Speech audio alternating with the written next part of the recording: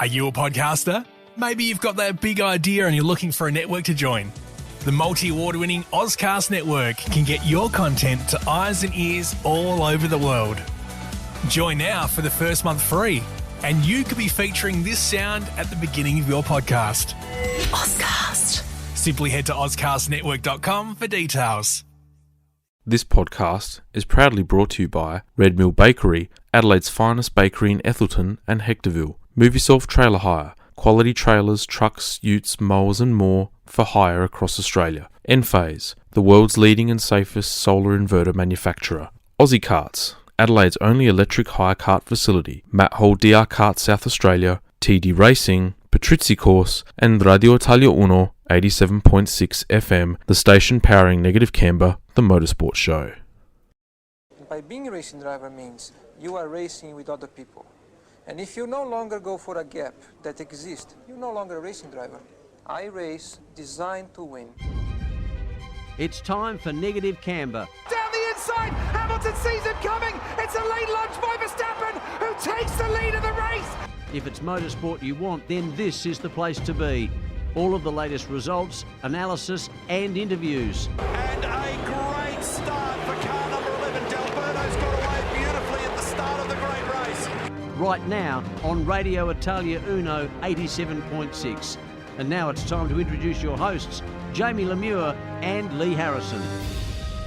Good evening, everyone, and welcome to another show of Negative Canberra, the motorsport show, proudly supporting the Scuderia Ferrari Club Adelaide. I'm your host, Jamie Lemure. I hope everyone is well and you've all had a good couple of weeks since we last spoke. We're about to shoot over to Miami to catch up with my good friend, but before we do that, we need to roll out the intro, so hit it, Ron. So appropriate. The Lord himself, Mr. Leigh Harrison. How are you, my friend? How are you, buddy? Yeah, good. How are you? Yeah, good. I hope you enjoy your new theme music. Star Wars was just too upbeat for me, whereas, Darth Vader's intro is probably more resonant with you, I think. Well, I'm a king of the Dark Lord, am I? Well, you may as well be. You got the black jacket on at the moment, so you're halfway there. So what's going on in Miami, mate? The clock is ticking. We've got, 3 weeks until race week? No, unfortunately, I wish you were correct and we had 3 weeks. We are T-minus 2 weeks now to race day. And in fact, by this time in one fortnight, I'll pretty well be getting ready to start the day almost with race day. So yeah, it's coming quick. Another fortnight to go. So yeah, it's going to be here before we know it. Yeah, it looks pretty exciting. Some of the photos that you sent to me personally over the last couple of days, that the facility is just looking really, really schmick now. But I'm with the yachts and all that sort of stuff and all that infrastructure in place. But just give our listeners a bit more of an insight in terms of what's been happening and where you guys are at in terms of infrastructure and that sort of thing. Yeah, it's getting pretty close. Like you saw in the photos, the yachts have moved into the marina and the build around the decking and stuff has started for the water. And the walls are mostly in. The Marshall Point debris fence is mostly in. Sports signage are here. They're doing all of the signage now around the track. So the banners in the braking markers are in the braking zones and the backdrops are going in and the bridges are going in. And yeah, it's all the pit lane stuff's going in. Our freight starts to arrive on Monday, so tomorrow. So that's pretty exciting. And then all of the team stuff should start arriving sort of Wednesday, Thursday. The cars will then come basically from Imola to us, arriving Saturday, Sunday, Monday, and then it's all action go. So yeah, it's coming along nicely. The rest of the corporate infrastructure, let's call it, with the villas and the paddock club and all the terraces that are around the place are going in. The podium started today as well. So still lots happening. It's been an absolute madhouse out on site. I've been bumping in a whole bunch of pallets and stuff on the forklift, and it's almost like, you've got to fight for your spot first lap of a Grand Prix on the forklifts at the moment. It's pretty crazy stuff. Oh man, but some of the infrastructure there in terms of even like race control and stuff like that. I mean, you can clearly tell no expense spared. Just really, really super impressive. Like it's going to look amazing once it's all finally sort of kitted out properly. I hope that the broadcast does it justice, to be honest. Like, just rocking up every day and seeing how far along everything comes and how much it changes day to day is mind-boggling. It's good. There's good team of people. All the jobs are getting done, and everyone knows their path. So it's been good to be part of that. But yeah, the race control definitely, with all the creative work on the outside of that, the entry to the paddock clubs going in the paddocks going in as well. So that's got a pretty cool little entryway, which I'm sure I'll be able to get a photo of this coming week. But yeah, it's pretty cool. No, like you said, no expense spared. Driver's briefing room is going to be one of a kind as well. So I've had a big hand in helping create that experience for the drivers, and we've got some little gifts that we're going to give to the owners of the race afterwards, hopefully. Yeah, wow, that sounds pretty cool. Speaking of cool, I do believe Mr. Sergio Perez was at the track the other week doing some laps in the Red Bull. Were you there to witness that phenomenon? That was a long time ago, actually. That was Really? well before I got here. So Oh wow, that's yeah. That's come up over Instagram from a little while ago. So yeah. if you have a close look at the video, he was actually on the track, but like well before they even put the final lift down on the racing surface. But yeah, from the people that were at the venue when that activity took place, they did say it was very, very cool. Yeah, wow. I was going to say, because when you look at the video footage, because Red Bull had only released it, and I think whoever had put it out on Instagram, it's only literally just popped up this week. And you look at the inboard, and the first thing that you noticed was how slippery it was, because it was nothing there. It was just dust, and you could see the circuit outline. And the impression that you got was just like, wow, if they've got 2 or 3 weeks left, there's a lot of work to do beforehand. But clearly, when you sent the photos that you showed me last night, it was well in advance compared to what it was from when we saw it on the video there. So, no, it's going to look great. I can't wait to see it. I think that video was from about 3 months ago, 4 months ago. Okay. Fake water. Can you expand upon that? Because that got me by surprise when you talked about that last night. I'm thinking, how can you get fake water? So for those listening at home, spill the beans. So they've built the marina out at the turns 6, 7, 8 section, which is where the boats are going to be docked. They're actually on a dry dock, so they're just sort of cradled in. The guys are in the process at the moment of building a scaffolding around the boats and then framing that scaffold in from the top. And then what's going to go over the top of the scaffold is like a pebble sequency style deal that's going to make it look like a rippling water effect and glistening water. So it's going to look pretty cool on the TV. It's going to look, hopefully, the idea is that it looks like the boats are in a marina. And yeah, it's going to be a pretty cool little party atmosphere out there. It's going to be some nice boats out there. Yeah. Ticket sales, have they talked about how that's all tracking at the moment? Have the people of Miami started to get behind the event? Mate, there's no such thing here as get behind the event. It's been sold out. Every release that goes on sale is snapped up in about 15 seconds flat. So, wow. Yeah, and the tickets are super expensive as well. So it's been fully embraced. We've had a few challenges the last couple of weeks with I'm sure everyone's, if you've been on the news at motorsport.com, we've had a few problems with a group of residents from the city of Miami Gardens that have been trying to oppose the race, but that's all sorted now. So yeah, it's been fully embraced otherwise. You sure they're not representing the Adelaide City Council? Well, I mean, maybe. I digress. Just off topic, I guess, well, not really off topic. It's something close home to you. I actually went past Aussie Karts during the week and caught up with Armando and had a check out of the facility, as you know. Really cool piece of kit. Good fun. If those that have yet to visit the facility and you want to feel what it's like driving in the wet in a very much controlled environment where it's bone dry, come to Aussie Karts. It is great fun. And the guys have done a good job in your absence, really, and without your directorship so far. But I'm sure when you come back to Australia and you touch base again with everyone there, that you'll start to sort of weave your magic there and sharpen it all up too. But no, it was credit, man. Of course, it's been a good job. lots to do. Absolutely. Yeah, it's looking good. Good to get that open in the last couple of weeks as well. So that's been in the background running while I've been over here and trying to help the guys out as much as I can from the other side of the world. But yeah, it's good to see that it's finally open and being relatively well supported by the community. So if you're in the Holden Hill area or you want to try something different for your hire karting, it's the first electric hire karting venue. So indoor, no fumes, less sound, more about the tire screeching than it is about the sound of a petrol engine. So it's something different to check out. Yeah.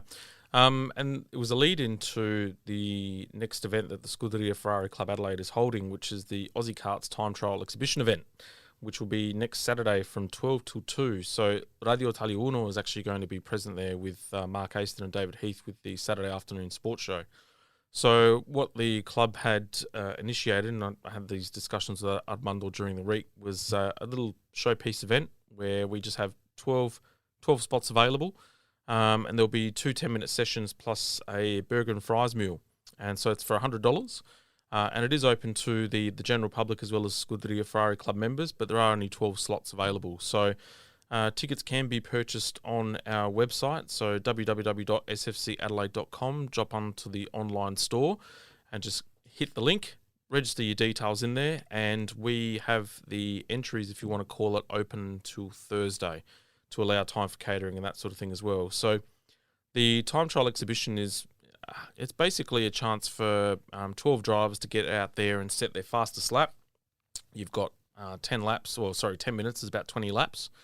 And so by the time you finish the fastest lap out of the 2 sessions between all of the drivers, the winner will walk away with a little trophy for their efforts. And then you can kick back and sit on in the first place cafe and enjoy the wonderful American cheeseburger and fries meal. Can't say I haven't actually had it yet, but I have seen it when I was there. There were people that were getting served with it, and it looks amazing. So it's a good opportunity to get behind the club as well as get behind Aussie Karts. So they've had some strong interest there. There's been people there pretty much every day, flat out for the most part. So it's been a good start considering doors have only just opened on the karting side of things in the last week. Yeah, and I can vouch definitely for Stefano at First Place Cafe. He does an amazing job, and those cheeseburgers are the bomb.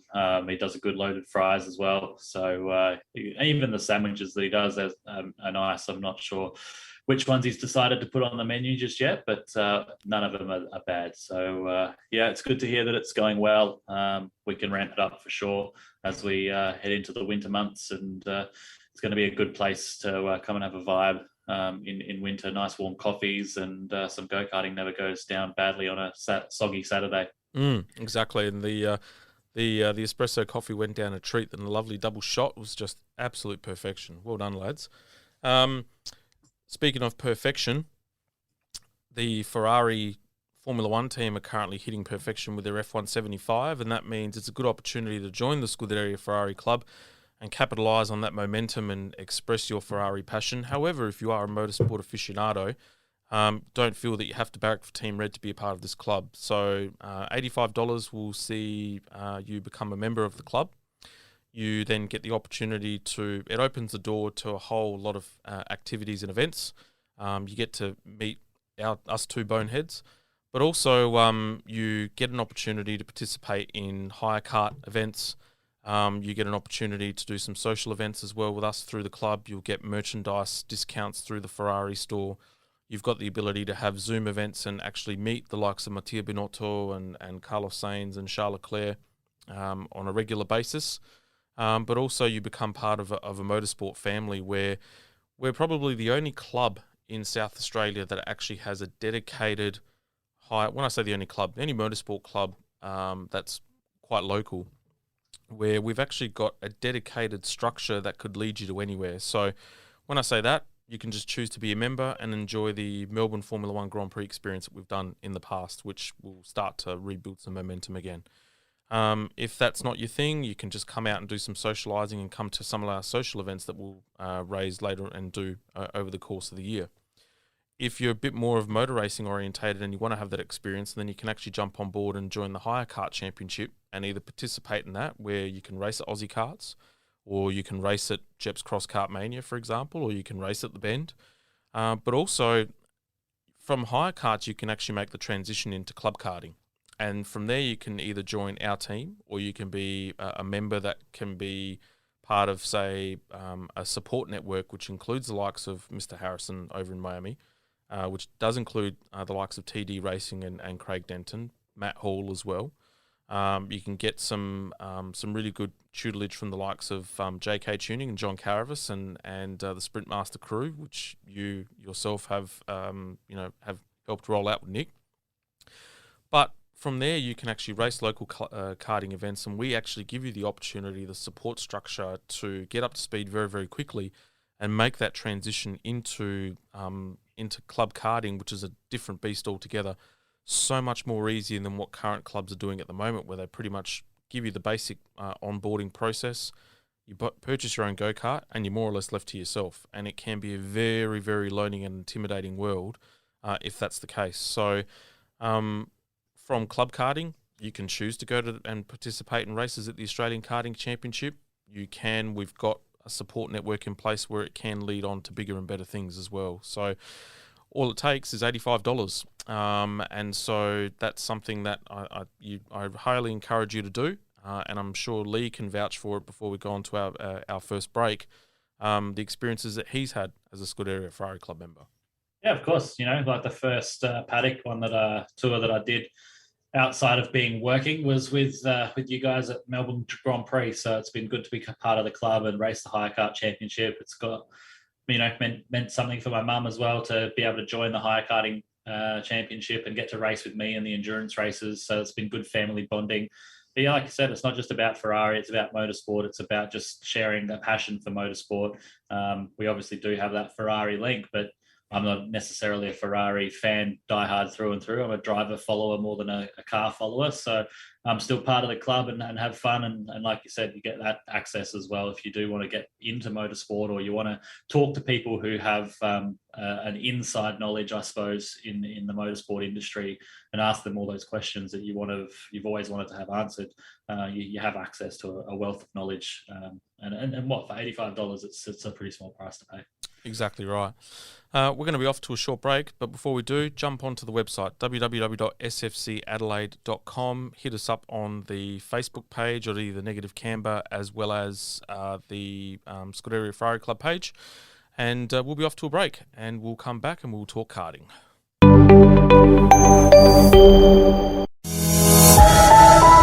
Radio Italia 1. You're listening to Negative Camber with Jamie and Leigh on Radio Italia Uno 87.6 FM. Welcome back to Negative Camber, the motorsport show, proudly supporting Scuderia Ferrari Club Adelaide. I've got my host in Miami, Mr. Leigh Harrison. Mate, I've got to say the hair is looking very impressive. That is Elvis-like, that quiff. That is, mate, sensational. Props to you. I'm jealous. Very jealous. It's just because I've had my hair dressed, my microphone or my headset's pulling my hair back. It's I've had it cut today and it's fluffy because it's been washed. So yeah, it's nice to have the long hair, but I've got my race day haircut, so I'm looking fly for F1. Mate, that is. I was looking at it before. I thought, my God, he's done the quiff. That is sensational. Look at it. What a Bouffant. Props to you, man. Better than this bloody receding thatch that I've got here. It's still going to be my nice. It's still going to be my nice slick back look with nice curls for my ladies. I'm not going down that path, man. Your wife is my boss. Nah, so my ladies, my ladies at home love my curls. So I was going to say good. So we had a couple of questions and stuff like that before we cover our karting segment very quickly. Firstly, there has been some modifications to our YouTube channel. So I had some issues in regards to the account setup probably a week or so ago. And so what I've had to do was restart a brand new Negative Camber YouTube channel. So for those that did subscribe and support, I apologise. I'll blame my boomer-like internet skills for that. But we're back online with YouTube. And yes, you laugh, but it's the truth. I'm quite archaic. T-Rex arms. So I'm quite prehistoric in that regard. But yeah, we'll have our YouTube channel up and running again as of this week. So you can come back and watch the last episode, which was episode 25, and then all of our episodes will be regularly uploaded on that point there too. The other thing that was brought up was people had made mention of the fact that I had left Tindo. I don't know why, but they did. So yes, I have left Tindo Solar. And when people were alluding to the fact that Shay was your wife was going to be my manager, yes, I've just recently joined Intuit QuickBooks Australia. So I will be working with Leigh's wife, Shay, moving forward, which is a really good opportunity, though, in all honesty. So I had 5 good years at Tindo. They were very, very good to me, very supportive of it. We'll miss the place. But another opportunity beckons, and something that's going to be quite prosperous, I feel, too. So really looking forward to that, starting in the middle of May. But yeah, thank you for your thoughts and your well wishes, crew. I much appreciate the support. But we will go into our karting segment now. So the AKC. So round 2 of the Australian Karting Championship was held at the Southern Go-Kart Club, which was over the Easter long weekend. Massive field of about 320 entrants across all classes, which was larger than last year's field. And to be fair, there were no COVID restrictions in this case now. So they had... It was still that sort of vibe when I managed to go to the track and see practice and qualifying on the Friday. So it was just a good opportunity to snoop around and see what's out there and get a feel for the place. Admittedly, it was actually a bit cooler temperature-wise this time compared to what it was last year, which was great. So it was a lot more pleasant for a majority of the competitors there. And there was probably about 4 seasons in the space of the weekend. They even had a little bit of rain on the Sunday as well, which was good to spice things up. So biggest takeaway from the event was the fact that there were 12 rollovers over the course of the weekend, so which was horrific in itself. But also, whilst the racing was close, there was probably a critique in the driving standard as well. So having a chat with a few people during the week, just to make sure that I was factually correct, a lot of those incidences in terms of the rollovers outside of a couple were in straight line situations. So when it's in a straight line situation, then the only person you can really blame, or people that you can blame, are the individuals that sit behind the visor. However, you've seen some footage during the week, mate, and there may have been another element that may have been contributing to those rollovers as well. Yeah, it looked like there was just a lot of grip. A lot of grip went down. I have not seen.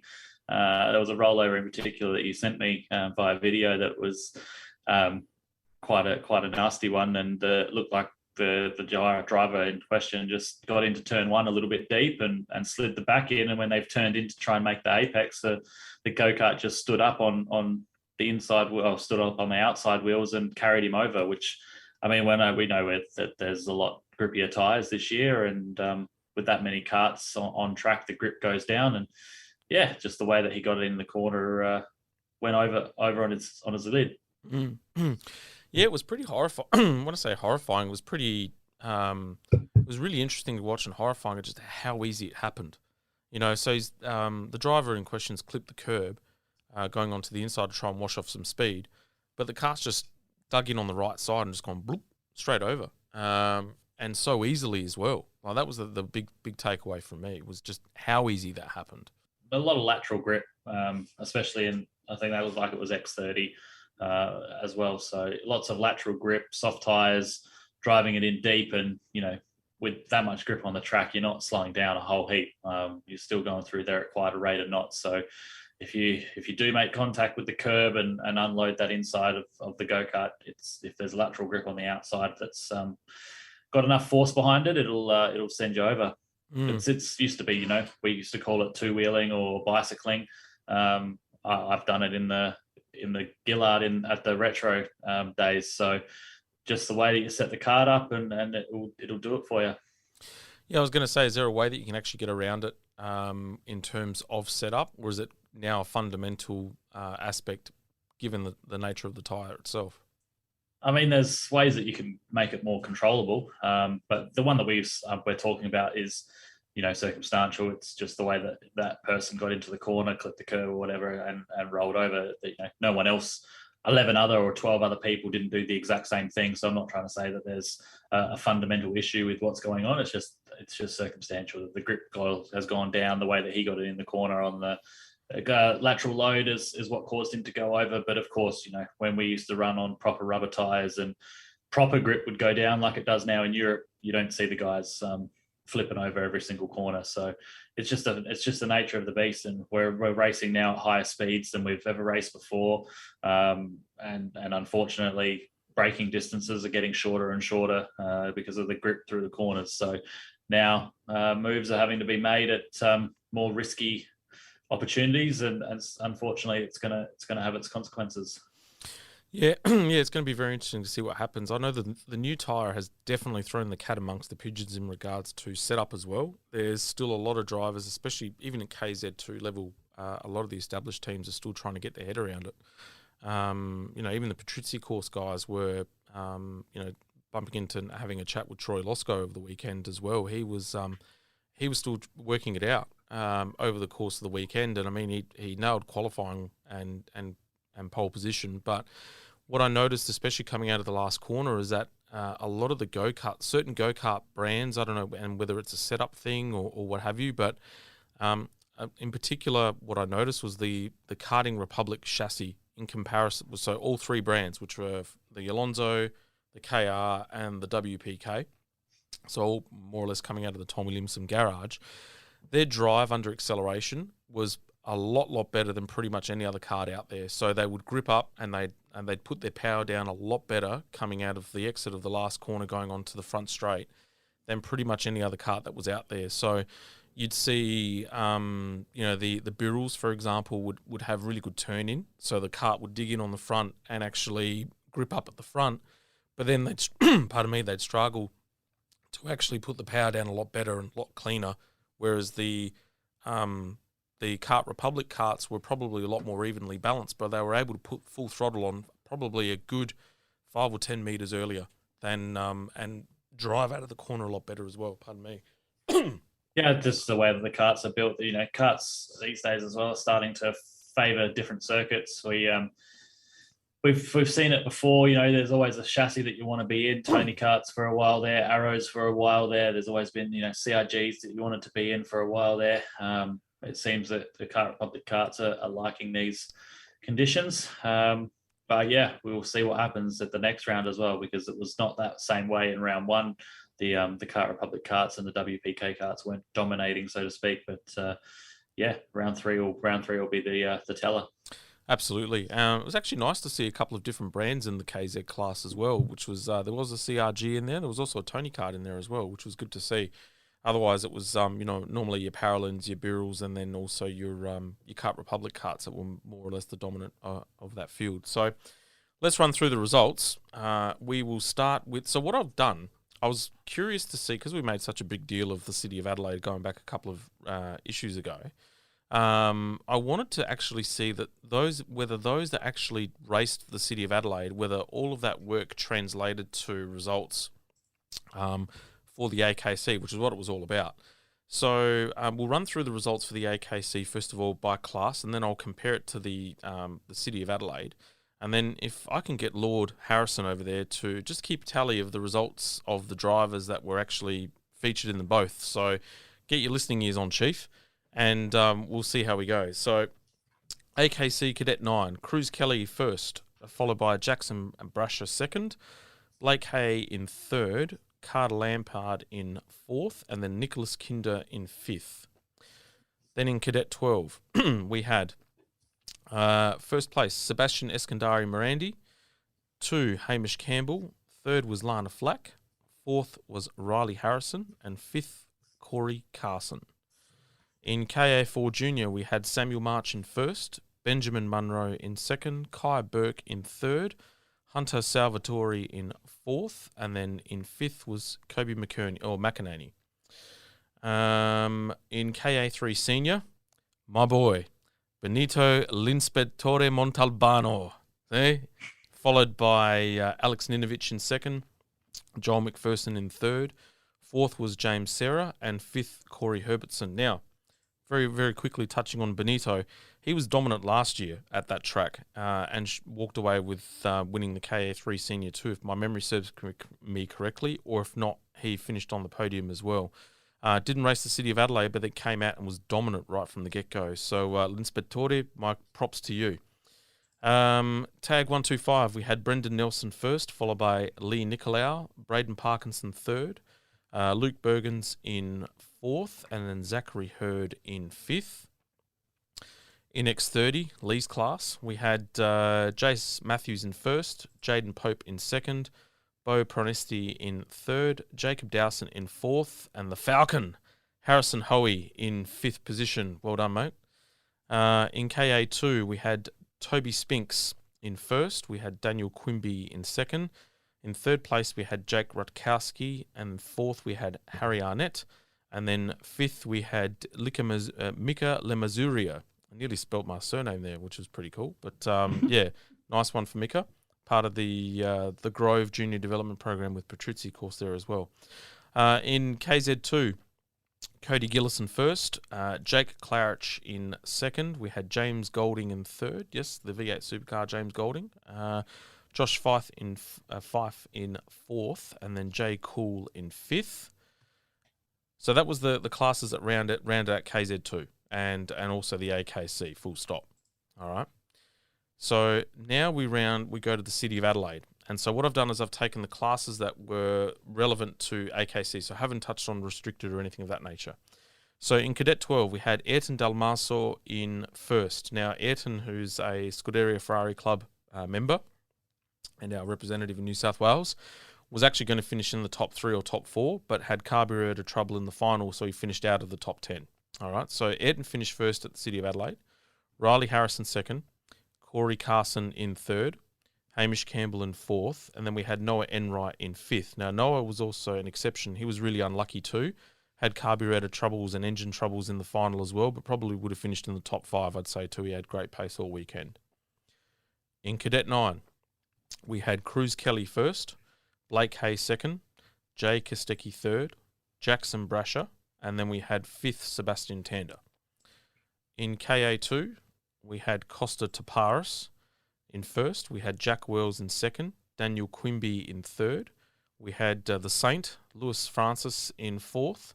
And then we had Ben Holiday in fifth. In KA3 Junior, we had Leon Ianella in first, Jacob Chandler second, Brody Norris in third, Riley Fortanier in fourth, and then we had Oliver Wickham in fifth. In KA3 Senior, Alex Ninovich first, Corey Herbertson second, Nicholas Suckor in third, Jay Brown in fourth, and then Curtis Tennant in fifth. In KA4 Junior, Brody Norris first, Armand Hamilton in second, Pip Casabene in third, Patrick Buckley in fourth, and Jack Beaton in fifth. In KZ2, we had Josh Fife in first, we had Henry Johnson second, Jay Cool in third, Samuel Dicker in fourth, and Taylor Agius in fifth. In Tag 125, we had Leigh Nicolau in first, we had Max Chadasco in second, Thomas Gallagher in third, Cooper Brown in fourth. Now, Cooper had shown flashes of amazing speed at the AKC and fell short in the final. So was top 2 or 3 in most cases of every heat as well as in qualifying. So I'm not sure what happened in the final, but probably should have finished and had the speed to be top 3 or top 4 as well. And then in fifth at the time was Winston van Laarhoven as well. X30, Jaden Pope first. Second was Jackson Suzlin Harlow in second. Third was Jacob Dowson. Fourth, Brad Jenner. And fifth, Leon Cordato. So therefore, the question is, how much did the City of Adelaide contribute to the performances of many at the AKC who did their homework, and what did they or didn't they learn from that? So there were a few names that did repeat, I must confess. There were a lot of names that did repeat, and even the ones that didn't repeat, they were probably not repetitive because of bad luck, or they were just on the fringe of the top 5 in that sort of 5 to 10 range. But some other fast guys who didn't make the trip for the City of Adelaide had jumped in and put their noses in front, so to speak. So the moral of the story is this: preparation did translate into those that did their homework. It did translate into some setup and assistance as well. But even though, and the funny thing that I found was that the track conditions were vastly different. It was much cooler over the Easter long weekend. But then also we had rain on the Sunday as well, which threw the cat amongst the pigeons in regards to results too. So very, very interesting correlation with that and what to take away from that. So I guess what that means is that if Southerns actually have the AKC round again next year and the City of Adelaide does coincide as the pre-event, my suggestion would be that you'll probably see more competitors make the switch over as testing for the Southern Go-Kart Club event, I would suggest. We also suggest that the fact that there will be a brand new Southern Go-Kart Club by the time the next year's AKC or any race meeting takes place, there will be plenty of people that would want to come across and experience the new track. And the resurfacing as well, which will take away all the little markers and indicators that a lot of us that test there quite frequently are used to as well. So, all right, well, that was the AKC. Great event. I know we had a couple of other drivers actually give some insight as well, so I'll quickly give them some props too. Give me 1 second. So, Josh Denton, his feedback. Headed into the weekend, wasn't really sure how he'd go due to his performance or lack of performance at Todd Road. We had an okay setup after the City of Adelaide, so we just started with that and slowly worked from there. So Tom Williamson, their setup is that they've got a fleet of drivers. Each driver is testing a little element in terms of their setup. And then what they'll do is at the end, they'll debrief and then they'll take the bits and pieces of what worked for each individual driver and then adapt it to each go-kart as well. So in qualifying, I was a little bit disappointed to be 10th because in the last practice, we were like 7th. But once it came down to racing, it was all downhill from there for him. To put a long story short, I was on the straightening table every race. And that's not the chiropractic table. It's basically the jig to get rid of all the kinks in the chassis. A couple I could have avoided, but the others I couldn't avoid. I didn't end up doing the final because I had too much damage to my kart to continue. But overall, I think we had a pretty competitive kart, obviously because Cody Gillis won and Josh Fife was freakishly quick too. But also I made progress with my driving, which I believe was the biggest thing to take away from the weekend. And for me, that is fundamental because you've got someone that's got a huge amount of experience like Josh, but he can still see the improvements that is required for him to still excel as well. So for me, that's a massive degree of humility as well.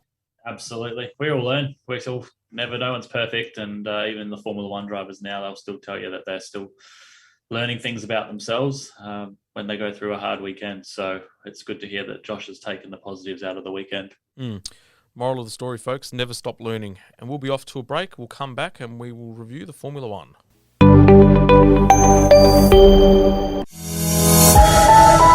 Radio Italia 1. You're listening to Negative Camber with Jamie and Leigh on Radio Italia Uno 87.6 FM. Welcome back to Negative Camber, the motorsport show, proudly supporting Scuderia Ferrari Club Adelaide. Hope you're enjoying the show.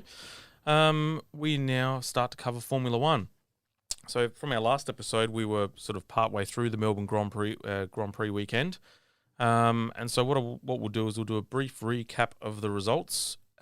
So first was Charles Leclerc, followed by Sergio Perez, George Russell in third, Lewis Hamilton fourth, Lando Norris in fifth, Daniel Ricciardo in sixth, Esteban Ocon in seventh, Valtteri Bottas in eighth, Pierre Gasly in ninth, and Mr. Albon in 10th position with a cracking drive. And we'll touch on that shortly. Before we go through what the drivers said, Leigh, some takeaways from the event. I suppose obviously the focus being on Mercedes-Benz at the moment, where your mate and George Russell were heaping praise on one another for their lackadaisical start on 2022. But I think George is certainly showing his worth at the moment.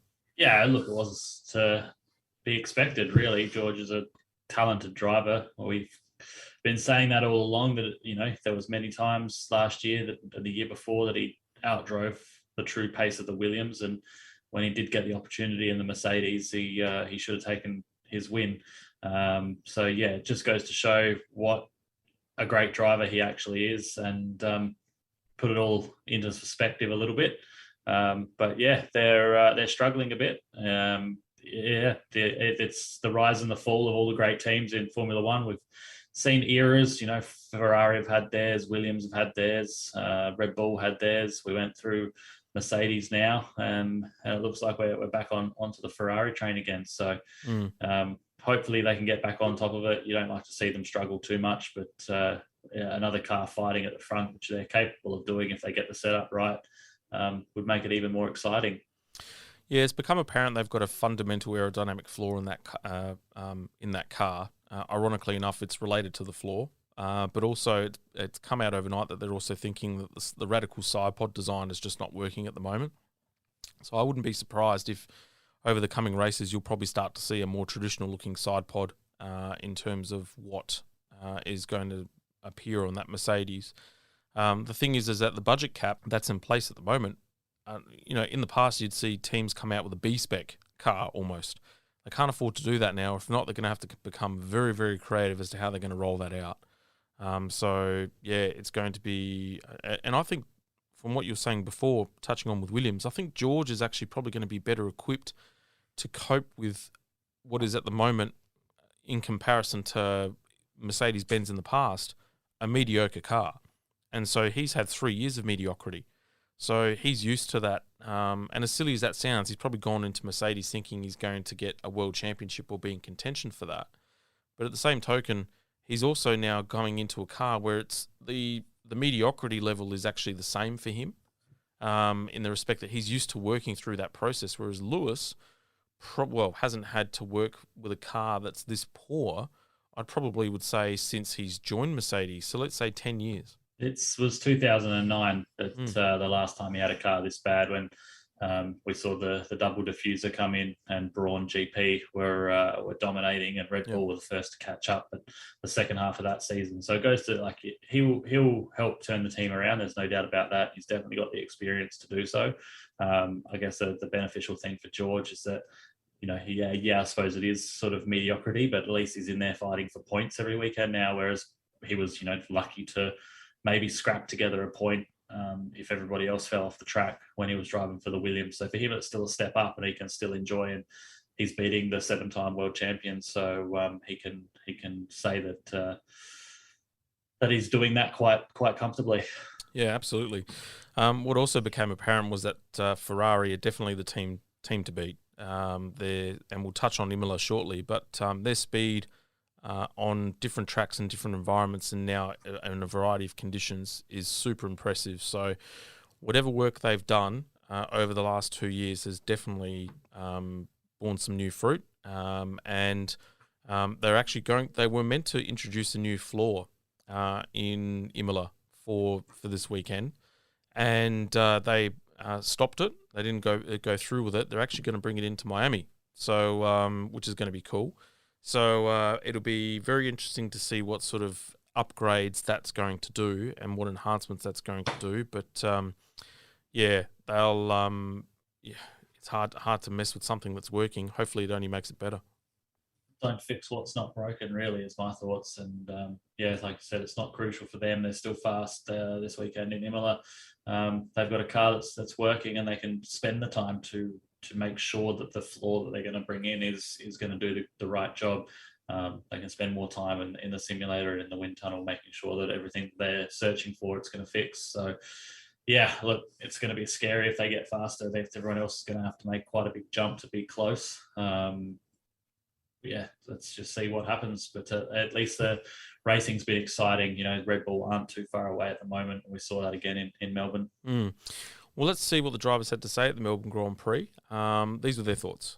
I'm very happy, but of course this wouldn't have been possible. I think we had the best car today, and it's no secret. And that's thanks to the team. They've done an incredible job. So I'm extremely happy about the the result today. Yeah, a good result certainly. But a lot of work to do, ahead. And I think these first 3 races we've been quite unlucky with Bahrain, with Jeddah, but today was a bit of a concern. I think we got a few things quite wrong fundamentally, and a lot of things that we have to review going forward.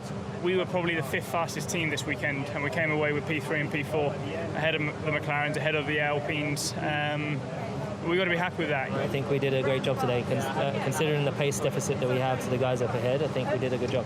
Is this the best that you guys can do until new bits start coming on the car? Just you're still taking as many points as you can week in, week out. Yeah, that's the goal right now. Is why we still have these problems. Is just maximise points, and that's what we've done today. I guess a bit of a shame. We lost both positions at the start just because we had a bit too much wheel spin. So we just didn't get that quite right, but that happens sometimes. But even after, I think their pace was much stronger than ours anyway. It's nice to have a positive weekend at home for sure. It's been all weekends just been a step in the right direction, and a few weeks ago in Bahrain, probably many home fans were thinking, oh no, this is maybe going to be a bit of a painful home race for Daniel, but it was really nice to have such a quick turnaround. I think there was quite a big train of cars that we were stuck behind. There was more pace, available for us. And in the end, it's a shame because I think top 5 could have been possible. What about a couple of moments with Lance? I think there was the weave in, and then there was that moment where you went off track. Yeah, the weaving just made it really hard for me to, decide where to go, and it was a bit on the limit, I guess. And then that pass obviously forced me to go off the track. So I don't think that's how you should race. Yeah. We fight hard for it, especially with Lance. I must say I enjoyed the battle. It was probably the most entertaining moment of the race. I feel like went into this race thinking the best position we could finish was 19th, and it wasn't like close to 19th. It was a little bit in no man's land. So it was a bit of a surprise. We took a gamble. We just thought, why not change the strategy to everyone else? If we're gonna finish 19th, we might as well try something new. And the tyres lasted. It was amazing. After 3 races, I'm quite happy with the results we did so far, but I definitely want to be fighting for the points or either points next time. I don't know why I got the penalty for that, but we tried to pick up the point. Didn't really have the pace, but it was a good effort. Lots to learn, maybe some negative with it, but also a lot of positive. So we just, got to understand it, take it with us, and then hopefully be better in Imola. We made a small gamble, I would say, with the hard tire, because we felt like we were faster than our position, which we were. But again, safety car came and ruined completely the strategy. There was absolute no pace for my car, and just really struggled whole run. Obviously we had to work on what was the issue and to avoid next time like this pace. Yeah. Great to see Alex finish P10 in the end, which I only kind of saw at the end once and got to look at the TVs after the checker flag and saw he was there. So super happy for the team because it's been a real difficult start to the season. But on my side, I think there's clearly still quite a bit to find. Well, I think we've been extremely unlucky with the safety car. In lap 20 or 22, a safety car came in, and obviously we were looking for P6 or P7, which was a great comeback. And with that safety car, everyone regroups, and our race was gone. I mean, it was looking like quite an easy P2 anyway, but you have to finish, to get that second place, even on a bad day. But we're not doing that, and that's, of course, extremely frustrating. Car just looked like a handful today in the race. Yeah, maybe too much of a handful for me today, so I think I was probably trying to push a little bit too hard, and obviously lost the car. I clearly made a mistake when the tire was probably not ready to start overtaking. I misjudged the grip, and I made a mistake which cost me the retirement. So clearly not perfect. I haven't been perfect this weekend. We haven't been perfect as a team, clearly, and we need to analyze what we did wrong and see if we can come back better.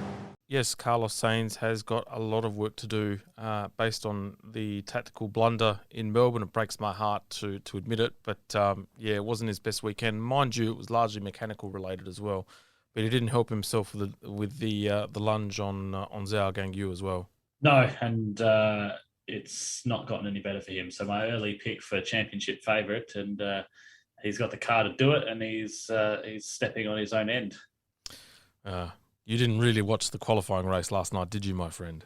It was a pièce de résistance. Yeah, but yes, I did watch it, but we were talking about Australia, so I was trying not to dilute the waters or muddy them up. I'm defending my boy. See, 55 there. See, hold on. Yes, good stuff. Yeah, you like that? Yeah, I'm defending my boy. Let's quickly fly through the winners and losers. So we will do winner, Charles Leclerc. On paper, Charles's, I guess, thoughts on the sweeping changes to Melbourne.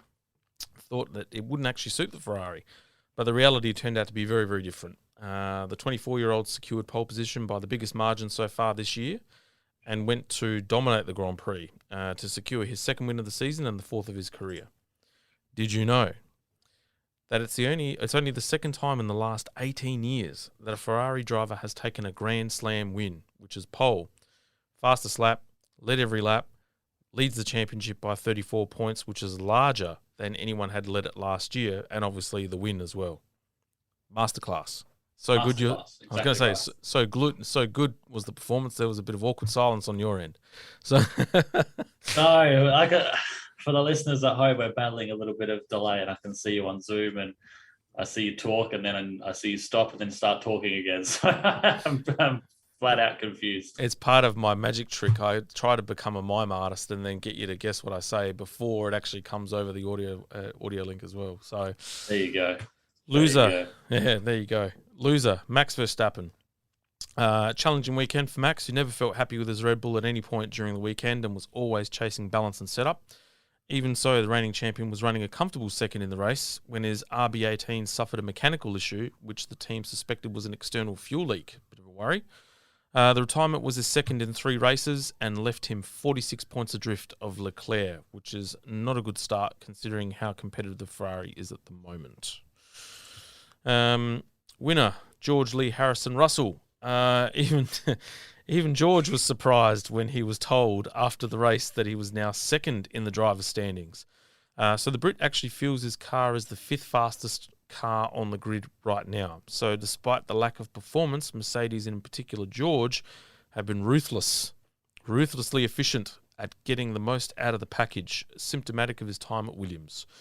Did you know he has beaten Lewis for the second successive race, which has not happened in a very, very long time within Mercedes, probably not since Nico, really. Did you know that if we're going to talk about sprint races in Imola, which we clearly watched, he beat him again. So it's now 3 successive races in a row. Did you know that the next loser in my list is Aston Martin, and we have a gent by the name of Mike Crack, who's the team principal, and that's not a word of a lie. So Mike Crack, the team principal, put it best. It was a weekend to forget. The team ended up with a significant repair bill, with the cars being in 3 accidents. The only highlight was the quality of the work the mechanics did in rebuilding the cars. Did you know that they are now the only team not to score a point this season so far? Hard to believe considering the budget.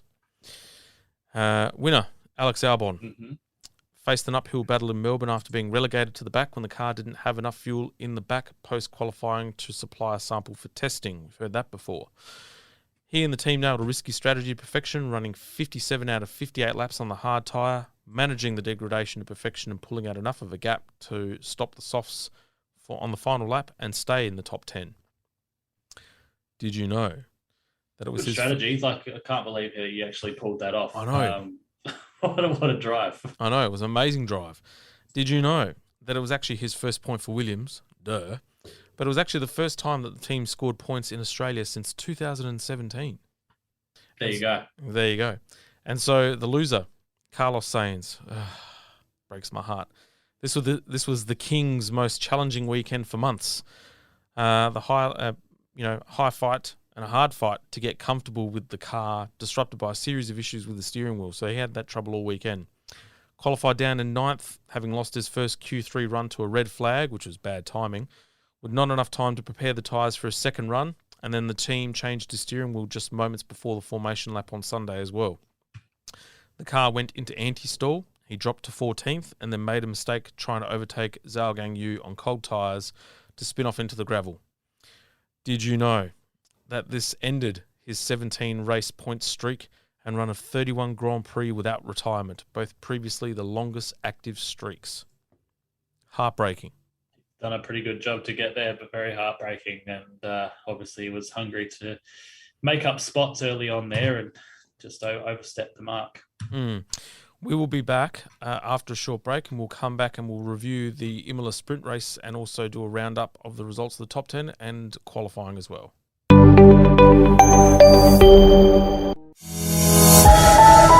Radio Italia 1.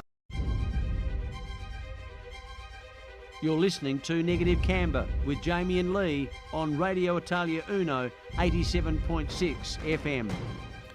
Welcome back to Negative Camber, the motorsport show, proudly supporting Scuderia Ferrari Club Adelaide. We will continue the topic of Formula One, and we are at the Grand Prix di Emilia-Romagna, held at the much infamous Imola circuit. So overnight we had the sprint qualifying, but I suppose we'll do a little bit of analysis, and I guess the main news that came out of the week was Ferrari re-signing Carlos Sainz with a brand new deal. And so there was some talk, and I would say innuendo, but talk rummaging through the pit lane, the fact that Ferrari had offered it to kind of settle Carlos a little bit after the Australian performance. What was your take on the news that came out earlier in the week, Mr. Harrison? Of course, I think he deserves it. He's done all good with them last year and put in a stellar performance. He's one of the better drivers on the grid, and definitely deserves a new contract and to stay at the team for longer. He's had a rough start to 2022, like you said, but it could happen to anyone. We've seen greater drivers than him have rougher starts, that's for sure. So I don't think there's too much to be said about settling nerves. He'll jump back on and be as feisty as ever. Yeah. Well, there's a little bit of analysis that goes behind why Ferrari did what they did, and I wanted to sort of troll through that a little bit, just to give our listeners and especially our Italian audience a bit of a background. So what actually, how this all started was really sort of towards the end of last year. So when F1 had the title showdown at Abu Dhabi, Sainz's podium, which was actually quite an impeccable drive, went largely unnoticed. So it was Sainz's finest weekend of his F1 campaign. So he qualified fifth. He was only 0.06 of a second off third, and he didn't actually put a wheel wrong during the race as well. So he grabbed a podium purely based on performance. Now, admittedly, the safety car helped a little bit as well, but it actually ended up being his fourth podium of the year.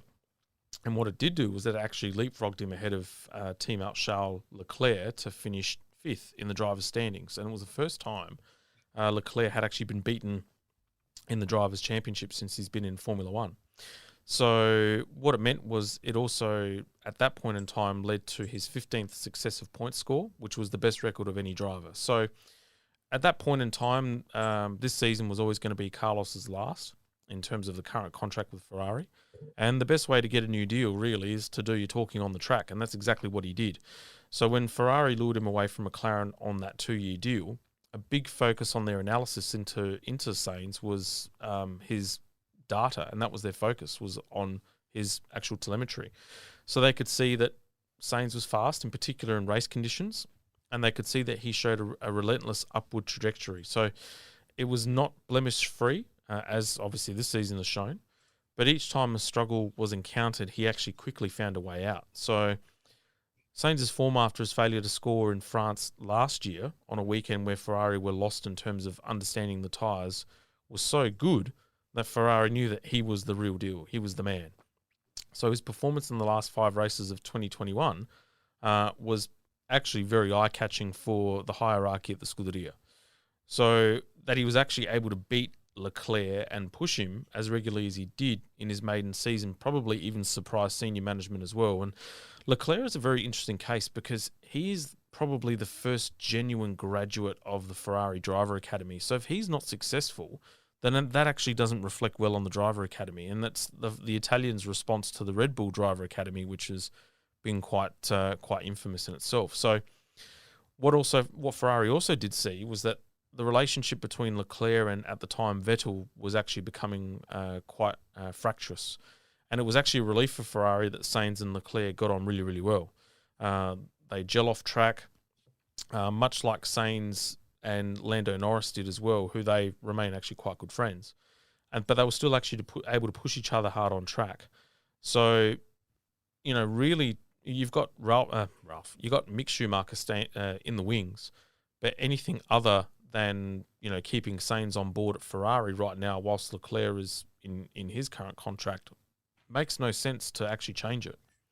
So Ferrari sat down actually with Charles before Christmas on a new deal, and that would run before the end of 2023. So Ferrari wanted to keep him. Mattia Binotto was particularly impressed with the way Sainz had gone about settling into the team and getting performance out of the car, and so they instigated the discussion. They knew that other teams were interested in securing the Spaniard's services, and they couldn't afford to hang about. So the understanding is that Sainz's management spoke to at least one major rival.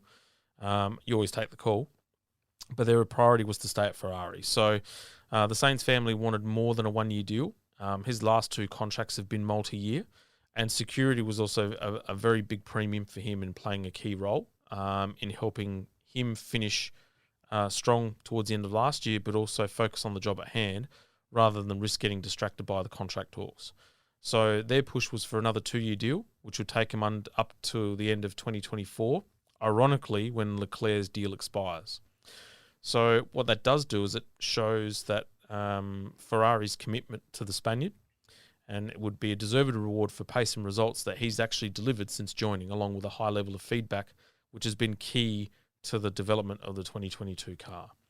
What it also does is it actually gives Ferrari stability as they look to build on to a really good start this year. And what it also means is that they're building now as genuine title favourites. So very quickly, the two sides came to an agreement, and then it became a case of nailing down the details of the contract. Sainz's team, or his management team, knew they had a strong asset, one of the most prized drivers on the grid right now, and therefore he pushed for improved terms. So it wasn't ideal that Sainz suffered his first DNF since the Russian Grand Prix, but it also did not set alarm bells ringing either. Ferrari were already convinced that Sainz is their man, and they feel that the result was an anomaly. So with a car capable of regularly scoring podiums and challenging for wins, Sainz was proving he could get the job done, and his relationship with Leclerc was holding up well too, despite the growing pressure of a potential championship challenge.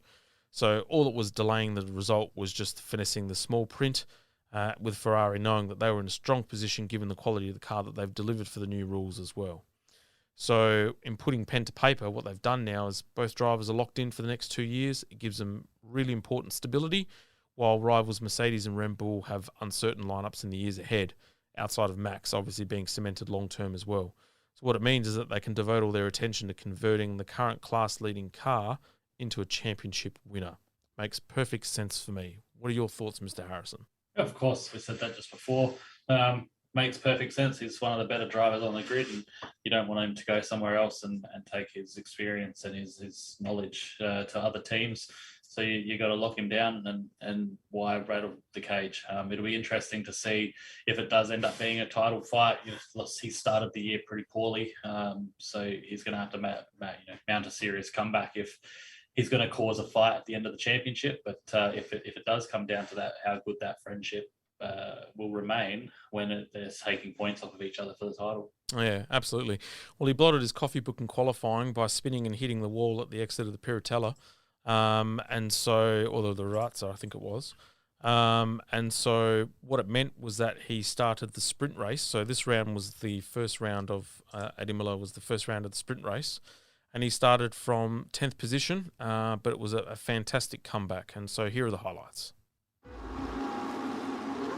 It's lights out, away we go for the sprint, and Charles Leclerc gets a very good start indeed. Verstappen's been caught napping maybe. Perez making ground early on. Leclerc takes the lead of the sprint. It's Leclerc with Magnussen almost on the grass. Verstappen second, then comes Norris. K-Mag going wheel to wheel with Daniel Ricciardo and onto the curb. Carlos Sainz is trying to make up places. Looks like Perez has got past Daniel Ricciardo as they file through Tamburello and onto the Villeneuve chicane. Kevin Magnussen having a great old scrap there with Sergio Perez and Lewis Hamilton getting bogged down a little bit, and he's teammate George Russell too, not making gains where they would want. Yeah, the initial getaway from Max, it just did not happen, and then you could see it almost looked like he lost the sink ship because you could see his head moving, but crucially he stayed in second place. But listen to the crowd as Leclerc took the lead. And already a yellow flag as someone's gone off the track, and I think it's Zhou Guanyu in the Alfa Romeo, and there is Zhou Guanyu. Looks like his sprint is over by the end of the first lap. On the way to Interpiratella we go, and there's Zhou Guanyu on the outside, Gasly on the inside, and I did think this track was narrow, and that rather proved it. Two came together. I'm not really sure where Zhou thought Gasly could go. And with the safety car in and the green flags flying, we get racing once again. This is lap 5 of 21 for the sprint here in Imola this afternoon. And Max Verstappen a long way back by the time they put on the brakes into Tamburello. Magnussen looks a little bit closer to Lando Norris, who's in third. Then comes Sergio Perez, Daniel Ricciardo getting all out of shape there. Fernando Alonso, and that should let Carlos Sainz through in the other Ferrari. But Sainz picking up the slipstream and then trying to make his way round Villeneuve. Can't quite force his way past. Sainz got to love the run in the Alpine. The Ferrari's looking beautiful behind it, and had he had DRS I think he'd be going forward, but of course he would because he's in that Ferrari. And is he going to go the long way around? Alonso's not going to make it easy, but a fellow Spaniard, and I don't think he'll put up too much of a fight. There goes the DRS, one DRS zone here at Imola, and you can see the closing speed that Sergio Perez has got. It's a mighty closing speed for Sergio Perez. Long before they get to the chicane, Sergio Perez is ahead of Kevin Magnussen and up into fourth. To the DRS zone we go. We're following Kevin Magnussen, following him Ricciardo, following him is Sainz, and ahead of those, Sergio Perez looks like he's got ahead of Lando Norris, and he has. Towards the chicane we go. Is Ricciardo going to go down the inside on Kevin Magnussen? He is! Beautiful move by Daniel Ricciardo, puts his McLaren up into fifth. Huge differences for Red Bull. If both Red Bulls can finish second and third, of course what that does is a bit of protection tomorrow at the start to fight the Ferrari of Charles Leclerc, and of course the slipstream is so crucial heading down into the first braking zone after the start. Dark clouds still hovering over the track, with the Tifosi roaring on and giving heat to Carlos Sainz as he sets now after Kevin Magnussen, who hasn't got DRS. Ricciardo's too far away. There goes Sainz, bouncing away, but he can put up with a porpoising as sixth place is his by the time they get to the Tamburello chicane. Got DRS, you can Here see, we go, there you go. Board, and he's getting closer, Ricciardo moves over to the right-hand side, but really, that was not a fight. Daniel Ricciardo was equipped to fully fight. Valtteri Bottas now on Fernando Alonso has been given a black and white flag for weaving on the straight. He can't weave now, because if he did, he'd weave straight into Valtteri Bottas. And they're going wheel to wheel down the straight here. Valtteri Bottas on the inside, later on the brakes. Fernando Alonso has to concede the points. And Valtteri Bottas in the Alfa Romeo moves up into 8th place. 3 laps to go then as Leclerc sets off down that main straight. We're on board with Max Verstappen. Has he got enough distance to try and close in? No, just runs out of straight at the end. Proper close now, Crofty. Is he going to get a nice run out of Ravazza? He's there or thereabouts. He wants to be left alone to do what he can do best, and what he can do very well is produce some overtakes from a long way back. Look at the bouncing on the Ferrari. The Red Bull's coming at him. Verstappen goes round the outside into the chicane, stays on the track. Max Verstappen takes the lead at the sprint here at Imola, and we've had passes for the lead in a sprint for the first time, the first sprint of 2022, and I hope they're all like this. This is epic. Brilliant car control. And he didn't turn in, did he? He left enough space just to let him go, but beautifully judged at the second part of that as well. Max Verstappen lost out at the start here, has made amends by the time he gets to the checkered flag. What a tussle with Charles Leclerc. The sprinters flash by, and it's ended with victory for Max Verstappen here at Imola. The championship leader Charles Leclerc comes home in second. Sergio Perez completes the podium places and takes third for Red Bull, who now go into second in the Constructors' Championship. Rather get the feeling the drivers like these sprints and like to be involved in such a short burst of fevered activity. As do we. It's that was probably for me. Look, Brazil was a great sprint, mainly highlighted by the Hamilton comeback. But from an overtaking perspective and a drafting perspective and that type of thing as well, I reckon this one was probably the best overall across the whole grid. Yeah, I don't know if Imola's the best choice for a sprint. It's a hard track to pass on, but they put a sprint race on there, which is trying to make it more exciting. Like the race was close, but in terms of overtaking battles, there wasn't really a whole bunch going on. It was a lot of train action, but at least the fight at the front between Max and Charles continued, and it was clean again. Say no more.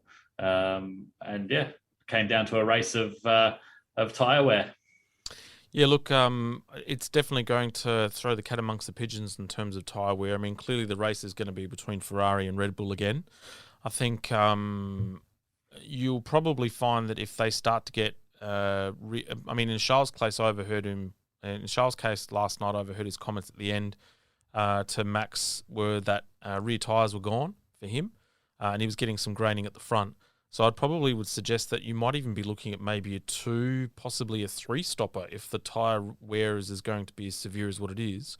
Because I don't think you're going to be able to get, unless they all go to the ultra hard compound tyre, if they're going to look for a medium, they're not going to get the longevity out of the race, because those tyres were shot probably around maybe lap 15, 10, 15 on the soft at that rate. The hard tyre was not fast enough, obviously, with Magnussen showing that he was a sitting duck. So the hard tyre is not really going to be much of an option. So it could open up an interesting strategy. Another thing that could open up an interesting strategy is that at 2 p.m., 3 p.m. local time there, which is when the race is supposed to start, they are expecting rain. So it could be a wet start to the race as well. Oh, if that's going to be the case, that's going to be brilliant. But the other thing to note too, McLaren had a strong showing as well. It was good to see Danny Rick, who probably outshone Norris, I think, in terms of adapting to a car that didn't get a lot of mileage after missing out P2 for the bulk of it. I thought that was probably one of his better drives. Yeah, definitely did a good job after missing a whole session on track. And it would have been interesting to see what Lando could have done if he hadn't put himself in the gravel in qualifying as well. He was on for a screamer. The McLarens, we touched on it last 2 weeks ago. Their brake issues at Bahrain and then again in Jeddah were the reason that they were sort of off the pace, and now that they've got back on top of it, you can see that they're probably best of the Mercedes cars. Yeah, absolutely. And I think speaking of Mercedes, man, are they in struggle street. There was a stat that came out, I think probably earlier in the week, that each race that's gone through so far, the gap to first place has actually gotten bigger. So they've gone from half a second out to nearly 2 seconds in the first 3 or 4 races of the year, which, they're meant to be progressing, and in fact they're going backwards. So, weather played a part in this. There's no doubt about it. So it's hard to make that. That's probably being a little bit harsh, but they are in a world of trouble. Yeah, and it's pretty clear there's no easy road out of it. Otherwise, they'd be getting back on top of that stuff by now. But they're in a world of pain. 100%. I actually think Mick Schumacher is going to actually get his first points for the season, providing it's a dry race. I think he showed the Haas has definitely got some pace. I think him and K-Mag are probably going to play a bit more of a role in the race than what we actually think, because the likelihood would be that they're not going to start with the harder compound tyre, I would suggest. No, and it was interesting to see that Mick turned him on quicker than Magnussen and looked after him and was actually faster. If you look at relative race pace, he closed the gap down to Magnussen. So Magnussen really struggled. I agree. I think Mick Schumacher's just got to survive the first couple of laps, and Haas have got a fast car. It's fast enough to be up in sort of the top 5 positions at this Grand Prix. That Ferrari power plant in the back of it, they've obviously got some sharing going on there, and they've turned on their car this year.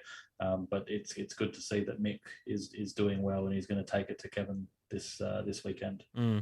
Or Red Bull and Ferrari front row as well. It's almost like a direct replication of the first row.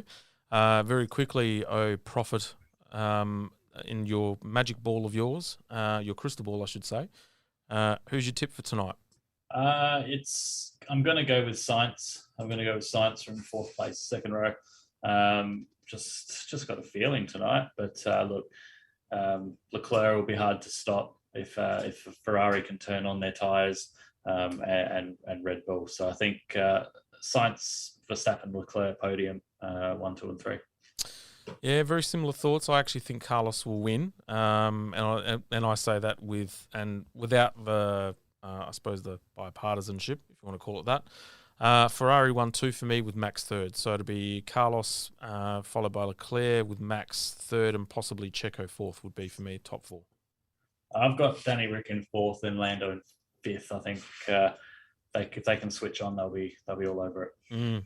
Well, we shall see. It should be an absolutely cracking race, and I think there's going to be a lot more overtaking than what we're going to give credit for without the aid of DRS2. So we shall watch this space, and if it rains, well, it's anyone's guess what's going to happen after that. We'll just have to wait and see. So we'll be off to a break, and then when we come back, we'll cover MotoGP.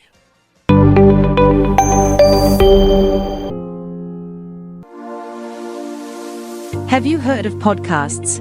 Podcasts are like having a personal radio station that people can listen to on demand about topics they are interested in. And now, thanks to Podcast City, you can record your own podcast and have your own on-demand radio show. You can use our professional recording equipment at the studios of Radio Italia Uno, or Podcast City can come to your location with our mobile studio. Podcast City can just record your audio or work with you to plan, record, edit, and distribute your podcast to your audience. If you would like to find out more and receive a free podcast startup checklist or book a time to record your podcast, call Radio Italia Uno on 821-23177 or go to podcastcity.com.au. Podcast City. Podcasting the easy way.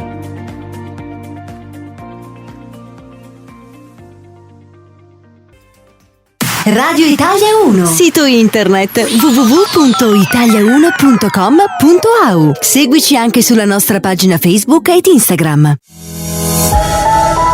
Radio Italia 1.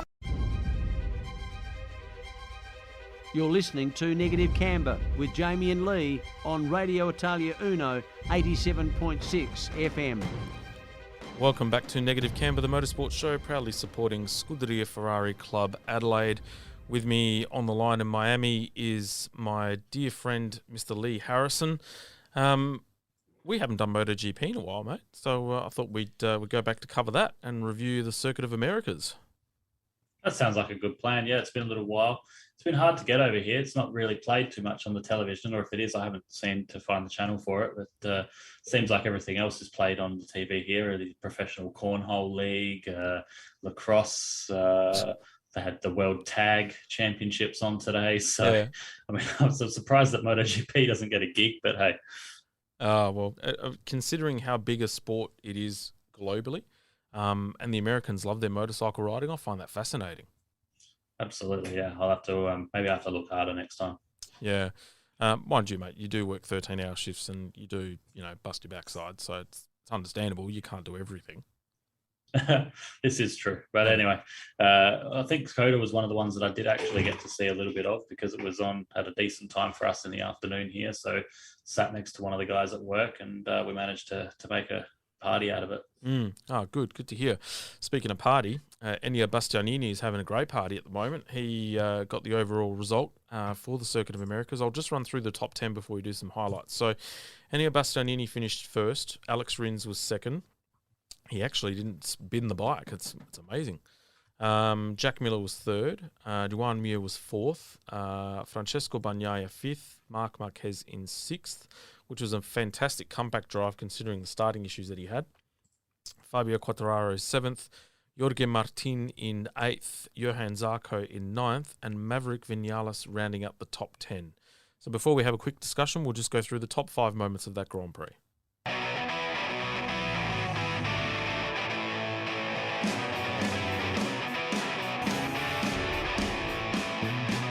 The red lights will come on very, very shortly as it's soon going to be time to tame the horsepower rodeo. Who's going to be our king of COTA in 2022? Great launch off the line by Jorge Martin, likewise Jack Miller. Here comes Fabio Quartararo as well on the inside. Where's Marc Marquez? He's plumb last, he missed the start. Had a terrible start. Marc Marquez didn't get away at all. He is right at the very back of the field. They goes. Here comes Martin up the inside of Jack Miller into turn 19. Beautifully done. Nothing that Miller could do about there. He left the door open. Martin said, thank you very much. Miller, though, trying to exact instant retaliation. He does. This is a real intense battle raging here between Fabio Quartararo, Alex Rins and Joan Mir. Here comes Zarco up the inside of Pecco Bagnaia. Bagnaia hasn't got the early race pace to be expected from him so far, the Italian, although he fights straight back. Zarco nibbling that place on the inside of him at turn 12, just running a little bit hot. Through turn 10, now into 11. You can see Rins now closing in on the back and having a go at Zarco. That's the kind of risky move he has to make, because there's no way in a million years he'll be able to out-drag a Ducati down this 1,200 metre back straight. This has been a supreme ride by Alex Rins. Look at that Zarco. He got in hot, didn't he, Rins? Into turn number 11, trying to pay back on Bagnaia. Oh, that's a raid. That's not going to work out, and he's going to lose places to Pecco Bagnaia and to Joan Mir. Here he goes. Brilliant that by Fabio Quartararo. That was a real big nudge on Zarco, wasn't it, to 7. Zarco sent out to the marbles, and that allows Marc Marquez through then. Marc Marquez picks up another place. He's up now into 8th spot.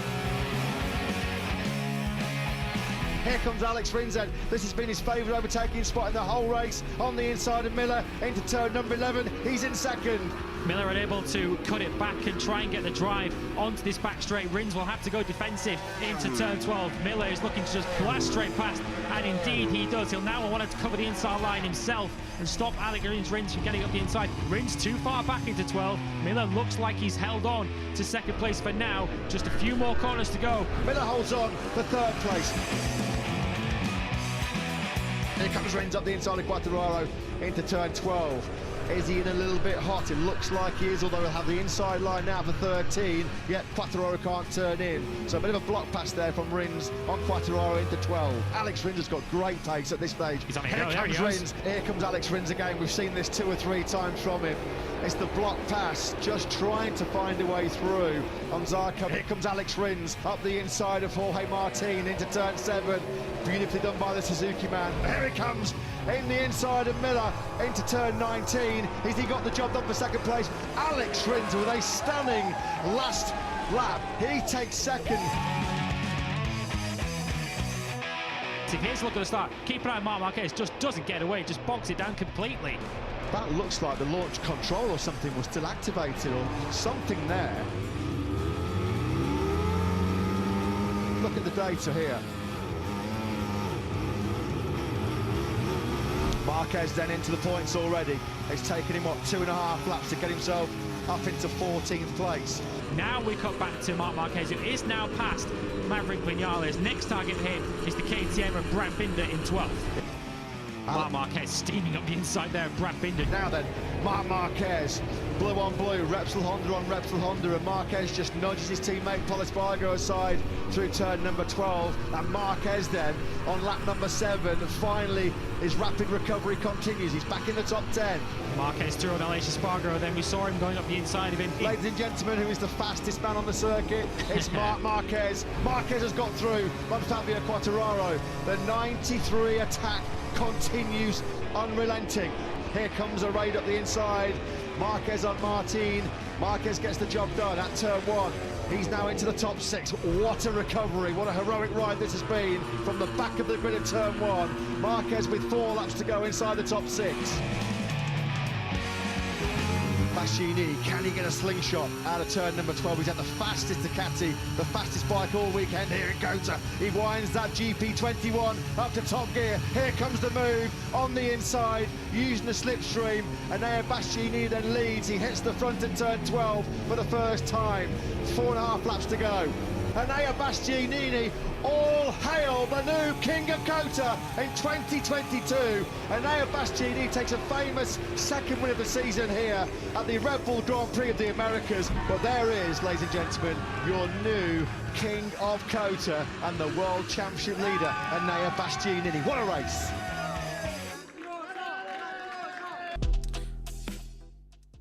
What a fantastic race that was, and Bastianini is just... He's making the current factory Ducati bikes look very second-rate, and quite clearly the 2021 bike was a very, very handy weapon. Maybe one Jack Miller's open to the option of staying with Ducati if it means a demotion next year. He's seen how good the year previous bikes are, and is happy to ride for them. Or is, maybe Ducati's just that far ahead of their time. They've built a bike for next year. Well, the one thing I find really fascinating is that the riders at the moment, this reminds me so much of the 2020 title, where the riders are doing their best to actually not really seize the early initiative. And it's, on paper, it's giving the guys like Bastianini, who really shouldn't be contesting for wins on paper, a chance to actually play a major role in this championship, because all of a sudden momentum, belief is going to play a massive role in the outcome of this. And, that's what capitalised with Mir as well. Absolutely. It's going to be who can capitalise the most points the most often. I don't think there's going to be a runaway winner in this one. And there's going to be, like you said, any of sort of 7 or 8 riders are going to be able to win this championship come the end of the year. Yeah, the qualifying in Portimao is going to be very interesting as well. With the result of that, meaning that the usual suspects are up at the front, but Marc Marquez has certainly has made quite a hefty comeback, considering he had another high side overnight as well in the morning practice. Yeah, absolutely, and it's it's only a matter of time before all these head knocks catch up with him. But he put in an absolutely stunning ride in Kota after, like you said, not getting the start there and missing the start. If he'd gone into the first corner where he should have, he probably would have come away and won that race. Yeah, exactly right. So, I think it was also a critical result for Jack Miller in particular, but also for early title favourite Bagnaia to actually steady the ship and get their season back on track. Yeah, good to see Jack stay on the bike and keep it upright. He's only 30 points off the championship lead at the moment, so he's still doing everything that he can to stay in it. He's 7th place in the championship. If he can get some consistent runs going, he's going to make up that ground pretty quickly. Yeah, absolutely. But I don't know. I've got a funny feeling with Suzuki getting their act together in terms of straight line speed. I think Mir is going to be. He's been very consistent, and I think Mir, if they're not careful, they're going to get onto a run soon. I think Mir might be the man. I think Jorge Martin has had the pace. But it just hasn't quite got the consistency yet. If they're not careful, Mir might play a massive role in this title race. Yeah, and Rins as well. Rins and Mir both equally as good as each other, so they could definitely take off if they get a good run together. What's surprising for me is the lack of pace in the second KTM squad with Remy and Raul Fernandez. You've got the other 2 bikes, Binder and Miguel Oliveira, are scoring points consistently, but Fernandez and Gardner just struggling to make the most of their move up to the MotoGP ranks. Yeah, absolutely. And Remy again showing some pace. He's finding it a bit of a challenge at the moment.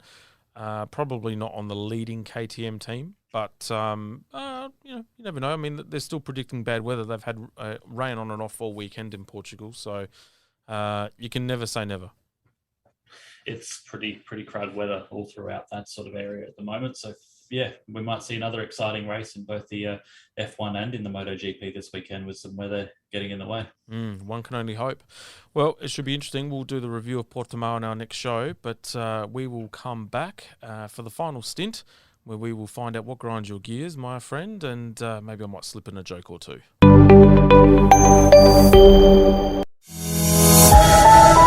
Radio Italia 1. You're listening to Negative Camber with Jamie and Leigh on Radio Italia Uno 87.6 FM. Welcome to Negative Camber, the motorsport show, proudly supporting Scuderia Ferrari Club Adelaide, and we are on the last lap of the show. It's gone quick again, ladies and gents. We hope you enjoyed it. What we're going to do now is we're going to find out what grinds Mr. Leigh Harrison's gears. Now it's time for Grind My Gears with Jamie and Leigh. Over to you, Elvis. Oh man, like I touched on it earlier before in the show about it just being an absolute madhouse and feeling like I'm racing down into turn one at Spa on the forklifts every time I jump out, whether it's driving around a JCB or a telehandler or another 5 people on golf carts or forklifts. But what really grinds my gears is when these people that are driving this machinery just meander around like they've got no sense of where they're going, who they're going to go and see, and then stop to talk to every Tom, Dick and Harry on the bloody way from A to B. And you're in the middle of a one-way either way path, tunnel, hallway, and this guy just stops to talk to the cleaning guy and the person emptying the bin on his left, and it takes you 25 minutes to get somewhere. It should have taken you 5 minutes. Just absolutely grinds my gears, sends me through the roof. I have to get on the horn so many times on the forklift that I've got to start wearing earplugs because I'm about near blowing my eardrums out. But it's just absolutely mental. Wow, that's a lot to take in. But, you know, they're quite service orientated in America, I understand. Yeah, of course. They're very service orientated, and if service is by stopping and talking to every single person on their journey to make sure they're having a good day, then they're doing a great job. But you know, look, I can't complain too much. It just can wind you up when you know that you've got a job and you're going from A to B, but you've got to spend an extra 10 minutes to get there. Do you know what I found out? What also grinds your gears? I discovered during the week: safety vests that are not hung up properly on chairs. This is Formula One, mate. Yeah. Oh man. So what? It's just the little things. It's just the little things. It's just details. And if your neatness at one spot is not accounted for, then your neatness on the next spot is not accounted for, and it just goes and goes and goes. And it's about responsibility and accountability. We're all in it together, and we're all there for the presentation. And when you've got high-profile guests coming in, you can't just have things slewed all over the shop. No, that's fair enough. I understand that, and especially given the nature of the operation, you're all on deadlines and speed and efficiency. You can't necessarily meander around and waste time, you know, talking about superficial stuff in a not so well, it's kind of superficial. You could say Formula One is. It's a superficial world, but you know what I mean. The scope of the operation is too much to do that sort of stuff. But does that mean that Mr. Leigh Harrison actually turned into Rev Head Harry at that particular driver that was blocking your path? I was fuming. I was on the horn, which is not uncommon here in America, so the people are very used to it. But yeah, no, I was quite amped up. Yeah, I can imagine. Can handle the forklift though. Like I'm swinging pallets around like they're nothing. So it's pretty fun. Sounds like a bit of a joke and all. And speaking of which, we come to my favourite segment of the week. Well, the fortnight, I should say. Jamie's jokes. I have to brace myself.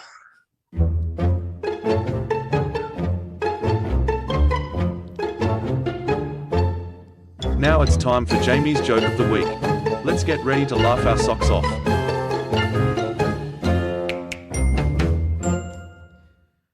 I always maintain that one of the highlights of recording this in the wonderful Podcast City studios, and a big thank you to Ron and the team for helping us out coordinating this, is I get to see your facial expressions. I can't wait to do it in person. It's going to be so cool. But what I do know is that I'm going to walk away with a lump on my head because you'll lump me one at the end of the segment. For the people that are listening, if you want to see my facial expressions that Jamie rates so highly, you can jump on the YouTube channel and watch the video. Well, speaking of which, before I get into the jokes, it's actually back up and running. So episode 25 is now premiering on YouTube. So jump onto our YouTube channel, type in Negative Camber, the Motorsport Show. You'll see our beautiful faces and our famous logo.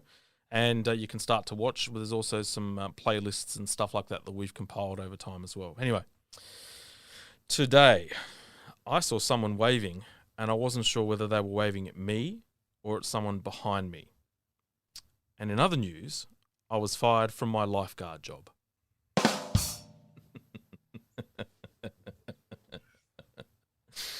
Yes. That's great. Look at it. Come on, laugh. Mm-hmm. Laugh, I dare you. When you break me, I will laugh. You're smiling. Give me something to laugh at. I'm getting close. So there's nothing else left to do. All that's left is to smile. My wife thinks it's weird that I stare at the window during a heavy rainstorm. It would be a lot less weird if she just let me in. The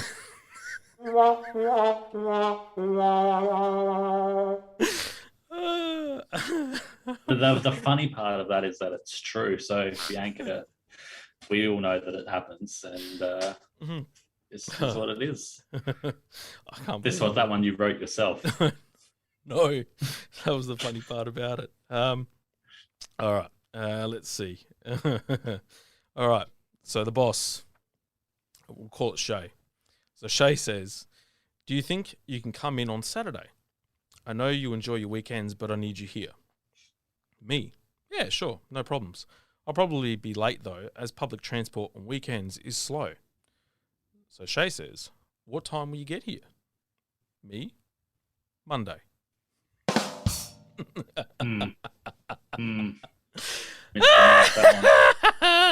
I love it. I love it. I love it.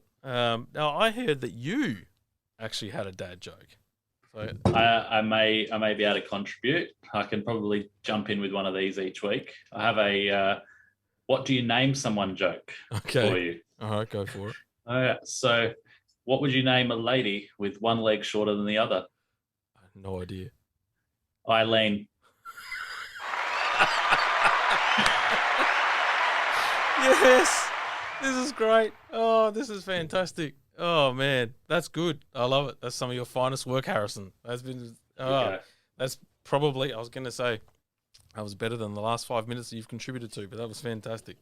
Nice one. I like this. I think the negative might be. It only took me one joke to get the applause. You've had about 9 goes at it and get bombed every time. I'll just laugh more and more now too, because I'll just get worse and worse. So, but yes. Anything else that we need to cover before we call it a day? Look, no, it's already called that. But I will be off to bed right now. You've been texting me during the ad breaks and telling me that I look ready to fall asleep here at my desk. So I should heed your warning and do that before I fall asleep on you. Well, we'll see. Actually, come to think of it, I think we may be taking a 3-week hiatus, because the next show would actually be on the day, or actually during the Grand Prix. So correct. Yes, the next show is scheduled on Grand Prix weekend for me. So yeah, so we may have to come back in 3 weeks, which will be your return. So I'll be live back in the studio by then. Oh, can you imagine the hug I'm going to give you when I see you? Oh, how exciting! It's going to be great. I can't wait. Yeah, exactly. Shake and pry her hands off me first. Well, I mean, you're in lockdown, aren't you? Aren't you very COVID conscious? So it's, whereas actually it's going to be interesting, because my brother's wedding will be on the 7th of May as well. So it'll all be happening, I think, over the next couple of weeks. So, but yes, that is another show for us here at the studios of Radio Italia Uno. Don't forget to jump on to our Facebook page and contribute to any comments. Feel free to inbox. More than happy to respond. You can also jump on to our YouTube channel and actually start to see us and what we look like in the studios here at our Podcast City and Radio Italia Uno, but also our Spotify channel as well. So we hope you enjoyed the show. We will probably see you guys back in about 3 weeks' time to allow Leigh to run the Grand Prix, my brother to get married, and yes, we can share some more jokes and shenanigans and motorsport passion for you all. Enjoy your night, guys. Are you a podcaster? Maybe you've got that big idea and you're looking for a network to join. The multi-award-winning Ozcast Network can get your content to eyes and ears all over the world. Join now for the first month free, and you could be featuring this sound at the beginning of your podcast. Ozcast. Simply head to ozcastnetwork.com for details.